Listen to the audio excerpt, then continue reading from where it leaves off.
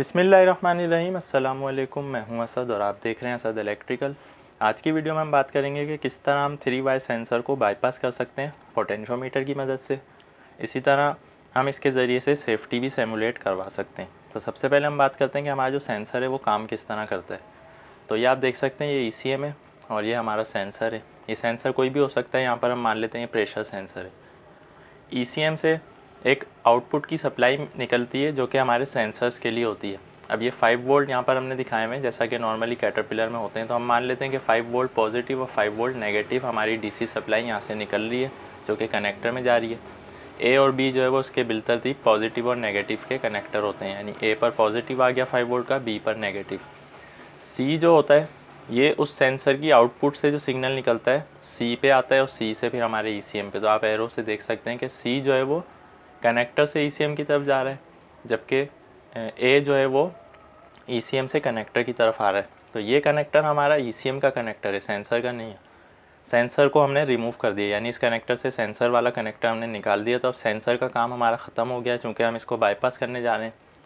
तो इस तरह ये यहाँ पर काम करता है। अब हमारी जो सप्लाई है वो पॉजिटिव और नेगेटिव हमारे सेंसर इसके ECM वाली साइड के कनेक्टर पर रुक गई है।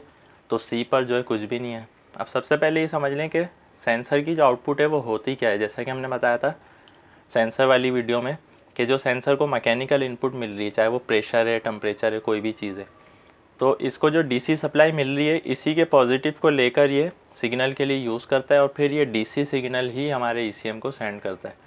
यहाँ पर हमने दिखाया हुआ आपको डिफरेंट सिग्नल हमारे ECM में आ रहे हैं, वाटर टेम्परेचर, ऑयल प्रेशर। तो हमने ऑयल प्रेशर को ले लिया। तो ये सेंसर हमारा ऑयल प्रेशर का था। तो जो भी DC सप्लाई इसको मिलती है उसी को यूज़ करते हुए ये इसको कन्वर्ट करता है सिग्नल में और यहाँ पर सेंड करता है। तो ये सिग्नल जो है PWM टाइप सिग्नल होता है, लेकिन ये DC वोल्टेज की सूरत में ही होता है। अब हमें करना क्या है, इसको बाईपास करना है। तो पोटेंशियोमीटर से हम किस तरह इसको बाईपास कर सकते हैं, आप गौर से देख सकते हैं कि हमारे पोटेंशियोमीटर में नॉर्मली 3 वायर होते हैं, 3 टर्मिनल होते हैं, 1 2 3। तो हमें एक को छोड़ देते हैं, हम 3 और 2 को ले लेते हैं यहाँ पर, यानी एज अ वेरिएबल रजिस्टर हम इसको यहाँ पर यूज़ करेंगे। तो यहाँ पर हमने क्या किया कि ECM से आने वाले नेगेटिव को तो खाली छोड़ दिया। जो 5 वोल्ट का नेगेटिव था उसकी ज़रूरत नहीं है। जो 5 वोल्ट पॉजिटिव था वहाँ से हमने एक वायर लिया, अपने पोटेंशियोमीटर को दिया, और जो S का वायर था सिग्नल का C से, वहाँ से हमने एक वायर लेकर पोटेंशियोमीटर को दे दिया। इसकी हमें ज़रूरत नहीं है 1 की। अब ये रेजिस्टेंस जो है मैक्सिमम वैल्यू पर है अपनी। तो यहाँ पर जो पॉजिटिव सिग्नल आ रहा है उसको इस रेजिस्टेंस से होकर गुजरना पड़ रहा है। तो यहाँ पर हमारे वोल्टेज जो है वो ड्रॉप हो गए। तो अभी सिग्नल हमारे ECM को नहीं मिल रहा। अब हम पोटेंशियोमीटर को घुमाना शुरू करेंगे, आहिस्ता आहिस्ता आहिस्ता इसकी रेजिस्टेंस को कम करेंगे। तो जैसे जैसे रेजिस्टेंस कम होगी तो यहाँ से आने वाला पॉजिटिव सिग्नल हमारे ECM की तरफ जाने लगेगा। अब 5 वोल्ट का जो सेंसर है उसकी जो सिग्नल की आउटपुट की रेंज होती है वो 0.5 वोल्ट से लेकर 4.5 तक होती है मैक्सिमम। तो अब मान लेते हैं कि हमने जब रेजिस्टेंस कम करना शुरू की तो यहाँ पर 1 वोल्ट आ गए, 1.5 आ गए, 2 आ गए, 2.3 आ गए। जितने भी वोल्ट हमारे ECM को मिलेंगे उसके बिहाफ पर वो अपनी जो है रीडिंग शो करेगा, चाहे पैनल पर या ECM पर, कहीं पर भी। तो जब ये रेजिस्टेंस अपनी मैक्सिमम वैल्यू पर थी तो यहाँ पर चूँकि पॉजिटिव के वोल्टेज नहीं जा रहे थे ECM को, तो वहाँ पर जो रीडिंग थी वो ज़ीरो शो कर रहा था। मसलन ऑयल प्रेशर जो है वो ज़ीरो शो कर रहा था। तो अगर हमने ज़ीरो ऑयल प्रेशर पर इंजन को स्टार्ट किया तो उसको यकीनन शट डाउन हो जाना चाहिए। लेकिन हम चाह रहे हैं कि सेंसर के बगैर हम इंजन को चलाएँ। तो हमने क्या किया, रेजिस्टेंस को कम किया। तो एक वोल्टेज की जो वैल्यू यहाँ से गई पॉजिटिव की, उसके बिहाफ पर हमारा ECM जो है वो रीड करने लगा कि उसको ऑयल प्रेशर का सिग्नल मिल रहा है, और उसने पैनल पर या ET पर या जो भी उसका डिस्प्ले था वहाँ पर शो करना शुरू कर दिया कि उसको कितना ऑयल प्रेशर का सिग्नल मिल रहा है। तो जो नॉर्मली होता है, मसलन हमने 50 PSI या 60 PSI पर आकर पोटेंशियोमीटर को रोक दिया, उसके बाद हमने इंजन स्टार्ट किया, तो इंजन हमारा नॉर्मल चलता रहेगा। चूँकि अब सेंसर हमारा बाईपास हो गया है, ECM को नहीं पता कि ऑयल प्रेशर कितना चल रहा है। ECM सिर्फ ये जानता है कि उसको जो C से आने वाला सिग्नल मिल रहा है वो कितने वोल्टेज में मिल रहा है।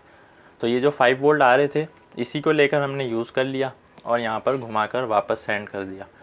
अब इंजन नॉर्मल कंडीशन में चल रहा है। अब हम इससे सेफ्टी भी सिमुलेट कर सकते हैं। किस तरह कि अब हम इसको वापस बढ़ाना शुरू करेंगे। तो जैसे ही हम रेजिस्टेंस को बढ़ाएंगे हमारा पॉजिटिव जो है वो ड्रॉप होने लगेगा। पॉजिटिव के जो वोल्टेज हमारे ECM को जा रहे थे वो ड्रॉप होने लगेंगे, और जैसे ही वो ज़ीरो के करीब आएंगे तो हमारी जो रीडिंग थी ऑयल प्रेशर की, जैसे ही वो उस सेट पॉइंट को क्रॉस करेगी जहाँ पर उसको शट डाउन हो जाना चाहिए, तो हमारा इंजन जो है वो शट डाउन हो जाएगा। इस तरह हम इससे सेफ्टी भी सिमुलेट कर लेते हैं। अच्छा, इसकी मदद से हम एक और काम कर सकते हैं, वो ये कि हम अपने जो डिस्प्ले हमारा पैनल का या ECM जहाँ पर भी वो रीडिंग शो कर रहा है उसकी मिनिमम मैक्सिमम रेंज को अगर हम चेक करना चाह रहे हैं तो वो भी हम पोटेंशियोमीटर से चेक कर सकते हैं। यानी कि हम 0 वोल्ट से लेकर मैक्सिमम जब लेके आएंगे तो यहाँ से आने वाले 5 वोल्ट पूरे यहाँ पर आ जाएंगे। तो 0 वोल्ट से लेकर 5 वोल्ट तक हमारे पैनल पर वो रीडिंग जो है, चाहे वो टेम्परेचर है या प्रेशर है, वो कितनी शो हो रही है उसकी मिनिमम और मैक्सिमम रेंज भी हम चेक कर सकते हैं। इसके अलावा पोटेंशियोमीटर से हम ये वायरिंग भी वेरीफाई कर सकते हैं। यानी अगर हमारी कोई हार्नेस में प्रॉब्लम हो रहा हो, हमें ना पता चल रहा हो कि हमारा प्रॉब्लम सेंसर में या हार्नेस में है, तो ECM से आने वाली जो हार्नेस है कनेक्टर तक, उसको अगर हमें वेरीफाई करना हो तो हम एक पोटेंशियोमीटर लगाकर उसको वेरीफाई कर सकते हैं कि यहाँ से आने वाली जो सप्लाई है वो प्रॉपरली हमारे यहाँ से वापस जा रही है या नहीं।